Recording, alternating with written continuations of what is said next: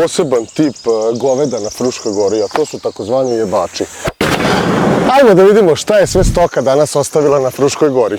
I kao što vidimo ovdje takozvani kamperi, ljudi koji su izašli na piknik su ostavili đubre. Ovdje možemo da vidimo plastične boce. Da se ova boca raspadne potrebno je između 450 i 1000 godina i ona se nikad u potpunosti neće raspasti, nego će samo u zemlju pustiti mikroplastiku. Zatim imamo limenke, vreme raspadanja od 100 do 150 godina.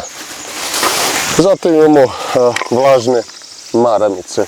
Vlažne maramice je potrebno preko 100 godina da se raspadnu. Zatim imamo opuške. Opušcima je potrebno od 10 do 15 godina da se raspadnu. Kutije od 1 do 5 mjeseci. Ove plastične boce će nadživjeti i vašu porodicu, vaš unučar, praunučar itd. itd. Zatim ovdje imamo poseban tip goveda na Fruškoj gori, a to su takozvani jebači i njihove partnerke. Kao što vidite ovdje svaki put svuda na ovom putu imate koliko god hoćete đubreta od vlažnih maramica, naravno znate za čega je to. Ne znam što bih rekao, kontam da oni kad odrade svoj posao, da njihov mozak nema dovoljno krvi da razmišlja, pa zbog toga sve ovo bacaju.